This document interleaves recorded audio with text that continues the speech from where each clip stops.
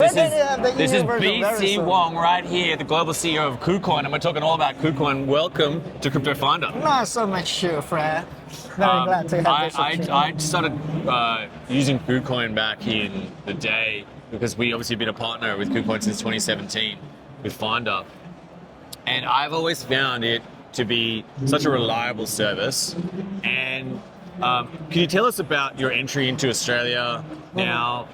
We've seen some of the ads that are around and the history of that and how it's come to be now really coming here to Australia. I think this is a very remarkable step for KuCoin to actually enter into Australian local market with full license. Because this is certainly the KuCoin's global compliance step. Very important to the entire group, and it is also very important. We are going to keep our promise to Australian domestic users, partners, and domestic communities. So we started to I always talk to my colleagues, right? When we enter into a market, if you want to become a responsible brand, then we need to contribute to the domestic community and domestic society. And now we started to setting up a local office, starting to hire local employees. Then KuCoin is fully prepared to take its responsibilities to the Australian society. I think this is a good news for everyone and for the group. Definitely. Yeah. And also notice culturally, you started to work with some people like Adam Scott and the PGA. Yep. Tell us about that, cultural integration and how that's affected KuCoin. We don't see our collaboration with Adam Scott as simply a promotional event. When we are trying to talk with the ambassador, we're trying to find someone who shares the similar values with this platform and with this group of people, right? So, Adam Scott, of course, he's a legendary kind of golf player of Australia. And we're sharing the kind of similar values with him, like a discipline and the passion with what he actually doing. And I think, yes, he is just a symbol, and we are very honored to share this kind of similar value with him. Yeah. I think KuCoin's always been a pioneer. And what I particularly have observed is your structured products with options. Mm-hmm. Really, that was, I think, a really interesting move where you really started to talk to new to market or new to options, because traditionally crypto's been a perps and a spot business, and now you really brought options and really turning it into a yield formula in. Tell us about your thinking about the adoption of crypto and where you think it's going in terms of spot, perps, and is options on that cards? We do see crypto itself as a part of the financial industry. We don't really separate crypto market from the traditional financial industry. And we do believe that the development of the crypto products is going to be similar as traditional financial industry. And that is the reason why we want our business to be fully compliant. Yeah, we know that regulators someday they're going to come out and saying that, look, this is the rules for the financial industry. It doesn't matter it is crypto or traditional one, you need to follow certain rules. Right. And I think that is the reason on one side, we're trying to kind of develop our new products just in line with the traditional products. And on the other way, we're trying to turn our product to be a full compliant one. And in fact, you actually mentioned about option future products, and you may know that the derivative crypto products actually facing a kind of a challenge in global regulatory framework, and regulators have serious concern with regards to the derivative products. And we are now still talking with many regulators in different jurisdictions to see how we can develop our products better to fix their existing rules and regulations and to provide better user experience to our users. Yeah. Awesome. I observed that you have a Juris major in what is a Juris major? And Juris doctor. a Juris doctor. That's a mistake by me there. What is a Juris doctor? A professional lawyer. That's it. Professional lawyer. Exactly. Oh, wow. Yeah, I'm a practicing lawyer in the Republic of Singapore. Oh, in the Republic of Singapore, right? And so that's a lot of where your Common law jurisdiction. That's where a lot Just of like your compliance and regulation Exactly. understanding comes from. After I graduated from the university, so I still remember that is around 2016, if I'm not wrong. I turned to become a lawyer, and there are many new projects actually coming up in that particular, from I think 2016 to 2017, and they were asking for like legal opinions. They were asking for compliance advice, and think that is a starting point for myself to actually started to learn knowledge from this industry. And this actually brings to another topic that many people or industry players, they're willing to blame the regulators. It's very old-fashioned, right? But to be honestly, even ourselves, right, we are quite early to participate in the game, right? Like 7 or 8 years before.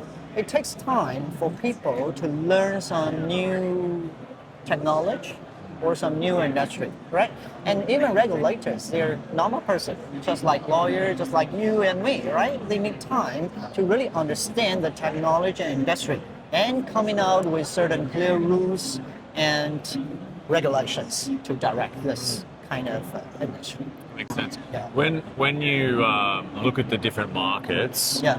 where do you think, based on regulation, based on user habits, where do you think adoption is going to really take off? Maybe with stablecoins and payments. Where do you think it's going to really take off?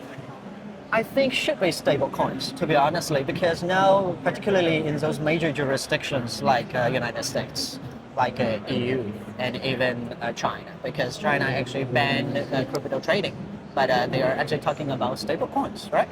So I think stablecoins is like now every major jurisdiction, even some mid-sized jurisdiction, they're actually coming out with certain kind of rules or regulations, or even coming out with their national stablecoin. They are looking for partner. That's going to be a very good opportunity for everyone. Yeah. What are you observing, in terms of the you've got this current super cycle potentially, or we have a 4-year cycle coming to an end. Do you have an internal house view on that? I think the industry is at the crossroad, to be honestly. Particularly for CEX, you have to make a choice. So either you become a fully compliant one, or you're going to transform into a gambling site at the dark market. Yeah, so every CEX is going to make that decision, not only KuCoin, right? Yep. Binance or KEX. They're going to decide whether they're going to apply the license and develop the business in that particular jurisdiction, or you are going to become an underground market, which I know that there are some CEX exchanges, they decided to not apply license in some particular jurisdiction. And they basically saying that they're going to start their business based on reverse solicitation. And in fact, we know that the policies regards to reverse solicitation is going to be tightened and tightened. Yeah, so I do believe that in the future, like 3 to 4 years, there will be no space for those exchanges to survive. Yeah, each jurisdiction will coming out with certain rules to protect its domestic industry, domestic users. So even if, let's say, we're going to have 3 or 5 years opportunities there in the industry, right? That is not for everyone. It's just for a minor group of people who have good faith to talk to the regulator and willing to work together with them. And that's why, a lot of people actually now talk about PerpDex. They're trying to build the website. And although in KuCoin we have like we have 1,300 employees globally, and 70 to 80% of them are engineers. We know how to build the platform.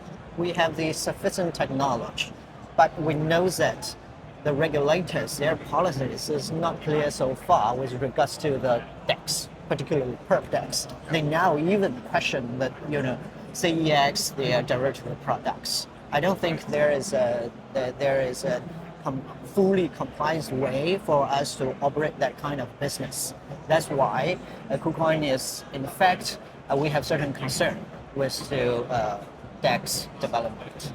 I think that it's very interesting that you're in this transition period between sort of, offshore exchange to a fully regulated exchange. Exactly. What's coming up for KuCoin? I'd say, what's coming up and what's exciting for you that you'd like to share?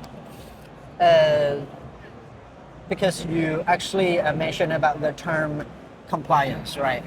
What I'm trying to say here is that KuCoin always take our promise very seriously.